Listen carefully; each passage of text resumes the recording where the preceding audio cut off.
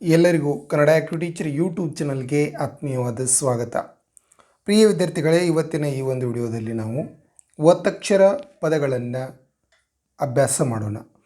ತಾವು ನಮ್ಮ Kannada active teacher YouTube ಚಾನಲನ್ನು ಸಬ್ಸ್ಕ್ರೈಬ್ ಮಾಡ್ಕೊಂಡಿಲ್ಲ ಅಂದರೆ ಈಗಲೇ ಸಬ್ಸ್ಕ್ರೈಬ್ ಮಾಡ್ಕೊಳ್ಳಿ ಮತ್ತು ಬದಿಯ ಬೆಲ್ಲನ್ನು ಒತ್ತಿ. ಸರಿ, ಹಾಗಾದರೆ ನಾವು ಅಭ್ಯಾಸವನ್ನು ಶುರು ಮಾಡೋಣ. ಇಲ್ಲಿ ಸಜಾತಿ ಮತ್ತು ವಿಜಾತಿ ಒತ್ತಕ್ಷರಗಳ ಪದಗಳನ್ನು ಕೊಡಲಾಗಿದೆ.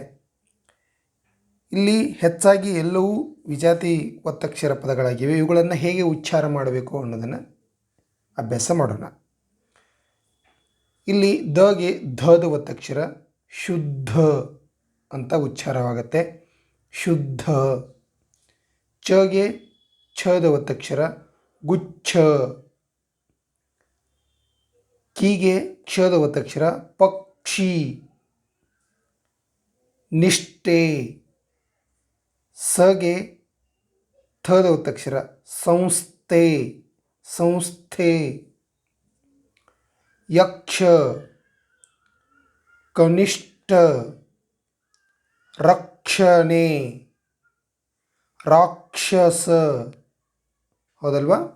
ಗೊತ್ತಾಯ್ತಲ್ವ ನಿಮಗೆ ಯಾವ ರೀತಿ ಉಚ್ಚಾರ ಮಾಡಬೇಕು ಅನ್ನೋದು. ಇಲ್ಲಿ ದಗೆ ಭದ ಒತ್ತಕ್ಷರ ಅದ್ಭುತ, ಉದ್ಭವ, ತಟಸ್ಥ, ದಕ್ಷಿಣ, ವಿಜ್ಞಾನಿ, ಶಿಕ್ಷಣ, ಸತ್ಫಲ. ಇಲ್ಲಿ ತಗೆ ಪದ ಒತ್ತಕ್ಷರ ಸತ್ಫಲ, ಆಸ್ಥಾನ, ಕ್ಷೌರಿಕ, ಉದ್ಘೋಷ. ಇಲ್ಲಿ ದೋಗೆ ಘದ ಒತ್ತಕ್ಷರ ಉದ್ಘೋಷ. ಇಲ್ಲಿ ಕಗೆ ಕ್ಷದ ಒತ್ತಕ್ಷರ ಆಮೇಲೆ ನದ ಒತ್ತಕ್ಷರ ಎರಡು ಕೂಡಿ ಬಂದಿವೆ. ತೀಕ್ಷ್ಣತೆ, ತೀಕ್ಷ್ಣತೆ, ತೀಕ್ಷ್ಣತೆ. ಹೌದಾ? ಉದ್ಧರಣೆ, ಷಡಕ್ಷರಿ. ದಾಗೆ ಘದ ಒತ್ತಕ್ಷರ ಉದ್ಘಾಟನೆ. ಇಲ್ಲಿ ಲಗೆ ಕದ ಒತ್ತಕ್ಷರ ಬಂದಿದೆ.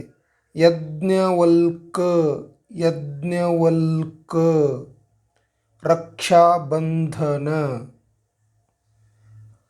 ಪ್ರಿಯ ವಿದ್ಯಾರ್ಥಿಗಳೇ, ಈ ಒಂದು ವಿಡಿಯೋ ನಮಗೆ ತಿಳಿದಿದ್ದರೆ ಒಂದು ಲೈಕ್ ಕೊಡಿ, ನಿಮ್ಮ ಸ್ನೇಹಿತರಿಗೆ ವಿಡಿಯೋಗಳನ್ನು ಶೇರ್ ಮಾಡ್ತಾರೆ. ಹಾಗೆ ಕೂಡ ನಮ್ಮ ಕನ್ನಡ ಆಕ್ಟಿವ್ ಟೀಚರ್ ಯೂಟ್ಯೂಬ್ ಚಾನಲನ್ನು ಸಬ್ಸ್ಕ್ರೈಬ್ ಮಾಡಿಕೊಳ್ಳಿ. ಧನ್ಯವಾದಗಳು.